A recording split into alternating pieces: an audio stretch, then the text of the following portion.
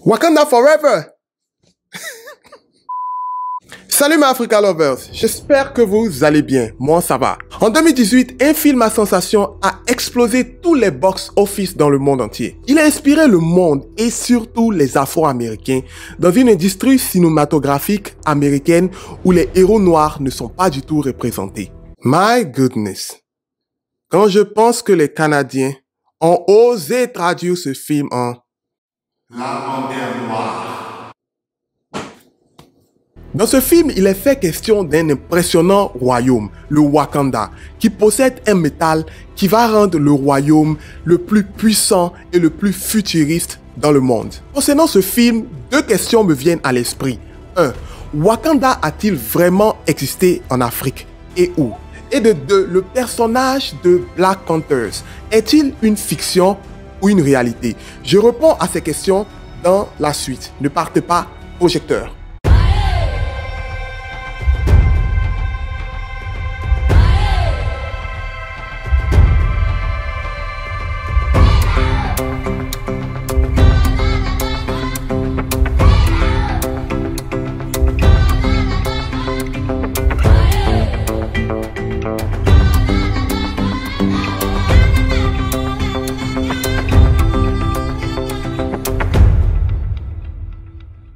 Avant de répondre aux questions qui se posent, il serait judicieux de poser le contexte historique de la création de ce film.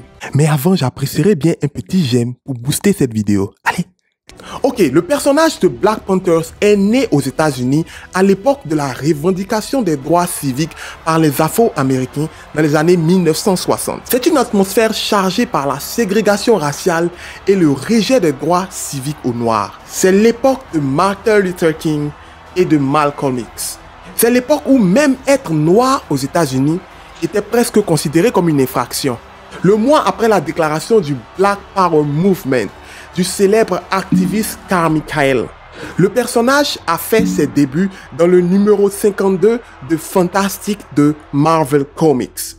Black Panther n'était pas un titre d'ego, c'était le titre officiel de T'Challa, roi du Wakanda, une nation africaine fictive qui, grâce à son emprise exclusive sur le vibranium, métal absorbant le son, était devenue la nation technologiquement la plus avancée au monde.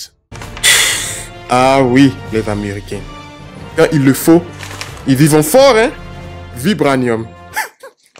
Cela est atypique parce que cela me rappelle l'histoire des nations africaines qui possédaient et qui continuent d'ailleurs de posséder toutes les ressources naturelles que toutes les nations du monde envient. Ce qui est sûr, c'est que Black Panther a impacté deux communautés. Le personnage est apparu à une époque où le mouvement des droits civiques, et cela à juste titre, commençait à augmenter ses exigences envers une Amérique qui avait tant promis et si peu accompli pour sa population noire. Black Panthers est donc devenu comme un oasis dans le désert pour les Noirs américains qui avaient soif d'un personnage salvateur. C'était un moyen aussi de les reconnecter à leur terre, l'Afrique. Chadwick Boseman, personnage principal du film qui a joué T'Challa, le roi T'Challa, pouvait dire ceci. On pourrait dire que cette nation africaine est fantastique. Mais avoir l'opportunité de s'inspirer de vraies idées, de vrais lieux et de vrais concepts africains et de les mettre à l'intérieur de cette idée de Wakanda, c'est une excellente occasion de développer une idée de ce qu'est cette identité, surtout lorsque vous en êtes déconnecté. Mais au-delà de l'Amérique, c'est toute la race noire qui est inspirée par ce film qui met au sommet l'Afrique comme un continent puissant et un continent envié. Maintes fois réécrite par les colonisateurs et les impérialistes à leur propre fin, cette nouvelle narration de l'Afrique met celle-ci au sommet du monde. Mais la question demeure, Wakanda a-t-il vraiment existé? Et si oui, où en Afrique? Alors, si je m'en tiens à mes recherches et aux indications du film, Wakanda se situerait au cœur de l'Afrique, dans la région réunissant l'Ouganda, l'Éthiopie, le Kenya et le Sud-Soudan, près du lac Turkana. Mais contrairement à ce que le film nous montre, cette région est peu riche et n'a pas de verdure.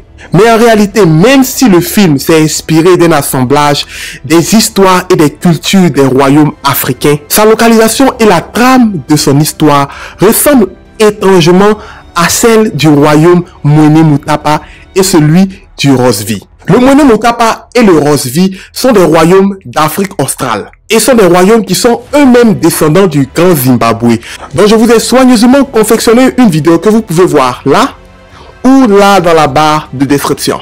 Allez-y, hein, j'ai tout mon temps, je vous attends là.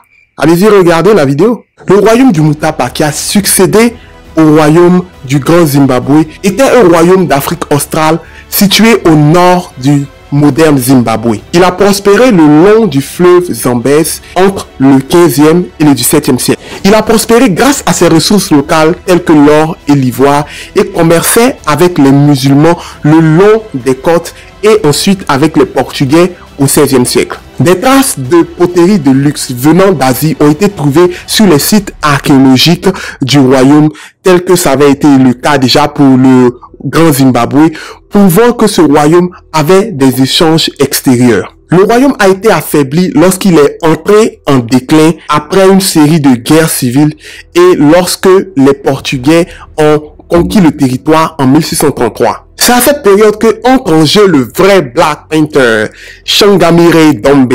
Shangamire Dombe est le fondateur de l'empire Rosvi. Le Rosvi devient l'empire le plus puissant d'Afrique centrale du 15e siècle à sa destruction en 1830. Il réussit même à chasser les Portugais de l'intérieur des terres. Shangamire était le petit-fils du Mwene-Moutapa, qui le nomma gouverneur de ses provinces du centre et du sud. Mais il déclara son indépendance du successeur du Mwene-Moutapa et fonda un royaume qu'il appela Rosvi. Il établit des relations commerciales avec les Arabes et les Portugais. Bien que les relations commerciales aient été encouragées avec les Portugais de 1695 à 1696, l'empire de Shangamire a chassé les Portugais de l'intérieur de terre suite au conflit qu'il y a eu lieu entre eux et le Mwene-Moutapa. L'empire de Shangamire chassa les Portugais de toutes leurs stations à l'intérieur des terres lors d'une campagne contre le Moutapa. En effet, les Portugais avaient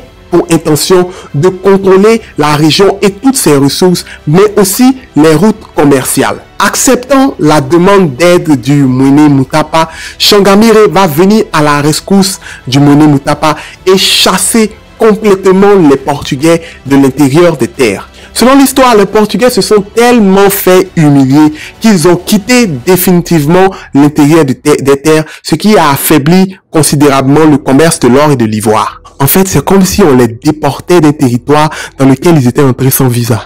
Shangamire Dombo est donc l'exemple d'un souverain africain qui refuse de se faire marcher sur la tête ou encore les pieds. Il a refusé de se livrer au diktat des Portugais. Grâce à son envie d'indépendance et sa rage de vaincre, l'on pourrait dire que Shangamire Dombo est le réel Black Panthers. Voilà donc, chers amis, nous sommes à la fin de cette vidéo. Si vous avez aimé cette vidéo, n'oubliez surtout pas de me laisser un j'aime, ce qui permettra à cette vidéo d'être propulsée.